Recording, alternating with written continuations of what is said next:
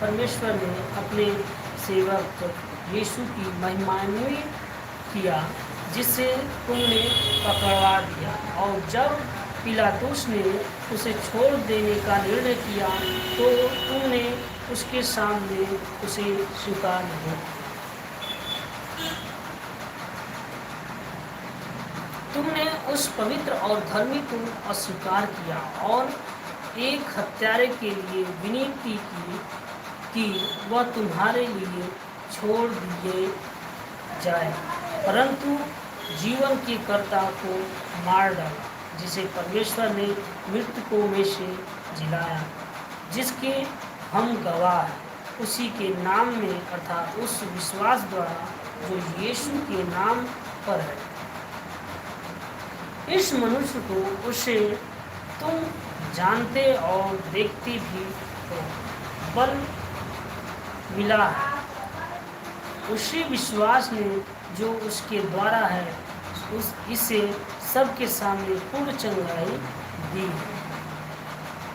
अब हे भाइयों, मैं जानता हूँ कि तुमने यह काम अज्ञानतावश किया और वैसे ही तुम्हारे अधिकारियों ने भी किया, परंतु जिन बातों को परमेश्वर सब नबियों के मुख से पहले ही बता दिया था कि उसका मसीह दुख उठाएगा, उसने इस रीति से पूर्ण किया। इसलिए पश्चाताप करो और लौट जाओ कि तुम्हारे पाप मिटाए जाए, जिससे कि प्रभु की उपस्थिति से सुख चैन करे दिन आए और वह यीशु को भेजे जो तुम्हारे मसीह ठहराया गया है,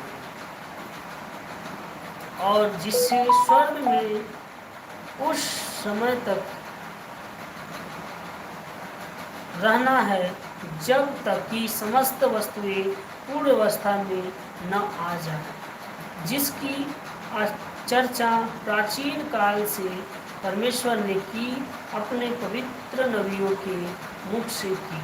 मूसा ने कहा है, प्रभु परमेश्वर तुम्हारे भाइयों में से तुम्हारे लिए मेरे समान एक नबी खड़ा करेगा, जो कुछ वह तुमसे कहे उस पर ध्यान देना।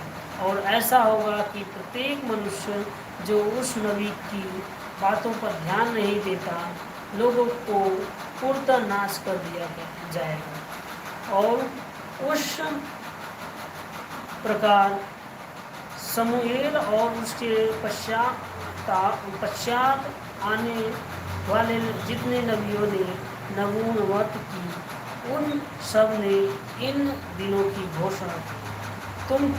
तुम ही जो नबियों की वो इस बादशाह की संतान है, जिसे परमेश्वर ने इब्राहिम से यह कहते हुए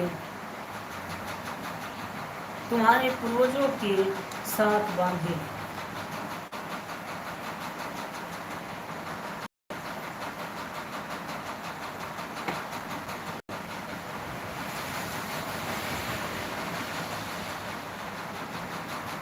तेरे वंश के द्वारा संसार के समस्त कुल आशीष पाएंगे। परमेश्वर ने तुम्हारे लिए अपने सेवक को जिलाकर उसे पहले तुम्हारे पास भेजा कि तुम में से प्रत्येक को आशीष दे, अर्थात बुराइयों से फेरे।